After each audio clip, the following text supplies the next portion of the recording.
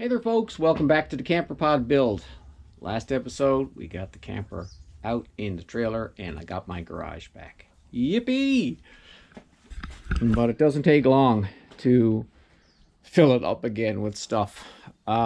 This morning we were planning on jacking her up and getting her like down in the trailer, getting her off the dollies.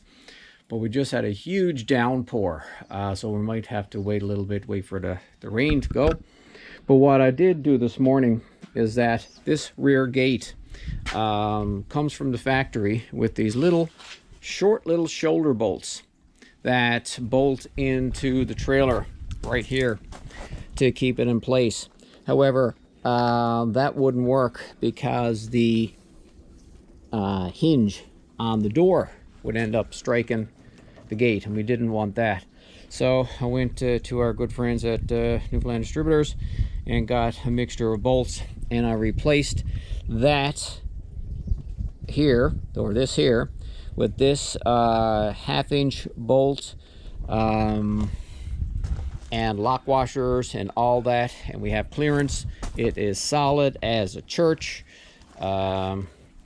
Before, this little, I think it might be a 3/8 thread was holding the gate in place. Now I've got a full half-inch, so it's much more robust. While it's raining, I'm going to clean up my garage a bit and do a little administration. Look at some of my receipts and weights and all that sort of stuff, because there's not much I can do outside in the rain, I don't think, because I don't want to get wet. But once it dries up, we'll start jacking her up so we can get the dollies out. The rain stopped for a little while, and I managed to get some blocking put in the corners there for the temporary jacks, just to jack her up. But I don't think that's going to be happening today. So I'm just going to run out to return some camper stuff and pick up some more camper stuff. So this day is going to roll in to tomorrow, and it's day 2. Still overcast, but we have her set up now to lift. All we have to do is lift her 1 inch to slide out the dolly there with that strap. We have everything all connected, all screwed together here. These jacks can lift 2.5 ton up 24 inches. We just need to lift it about 1 inch from where it is now. And we have drills and stuff, and we have markers put there to make sure we can see if she goes up a bit. Yeah, so let's get at it.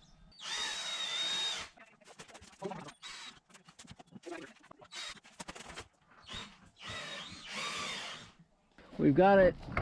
Out.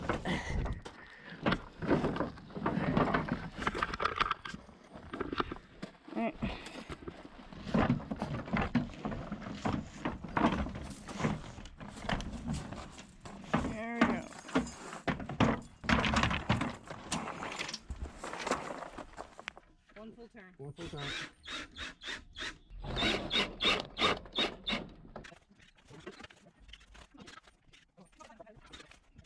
Last one? Yeah. Okay. One more. Do one, just go all the way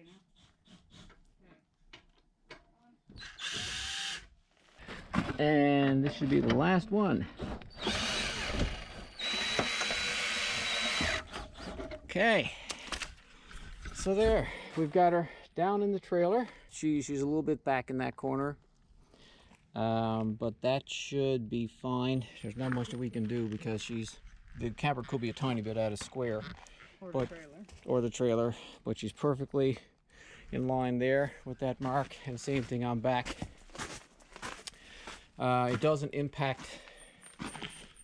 Yeah, right there, she's back about 1/8 of an inch. So that's probably where she was up on the dollies. But yeah, so she's down.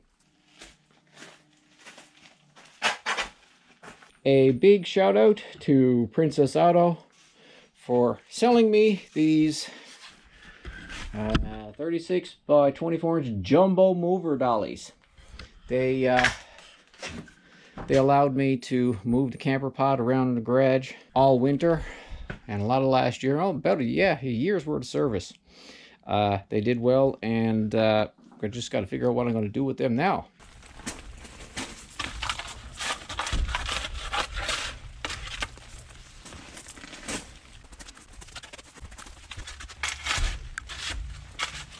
Filled up the holes with a bit of dirt.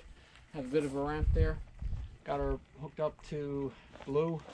So we're going to tow her out of here now so we can do the final backfilling.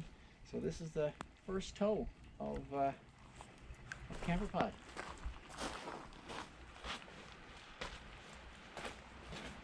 So I'll keep her over this way.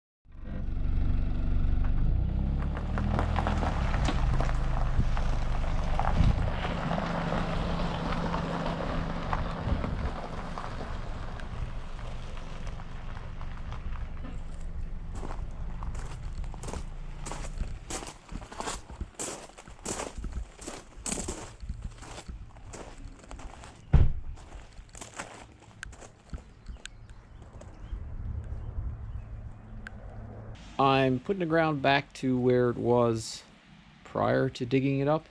It's a little challenging today shoveling dirt because it's more like shoveling mud, but I'm getting it done. Well, I'm calling it a wrap for this episode of the camperpod build. It's still drizzly rain outside. Spent some time this afternoon shoveling mud to backfill all this crushed stone. It's all done, which is good. Got the camper pod leveled on the trailer. Got her down off the dollies inside. Fixed the rear gate because there was a little challenge there with closing the gate. Readjusted the latches and towed her out with Blue. That's what I call my Mazda. It wasn't like she was even there. She's that light, which I think is cool. So tomorrow I'm going to be backing the trailer camper back up here so we can finish off the odds and ends that we have to do on her to make her, let's say, livable. But that's going to be in a future video. Anyway, folks, thanks for watching, and we'll see you in the next video.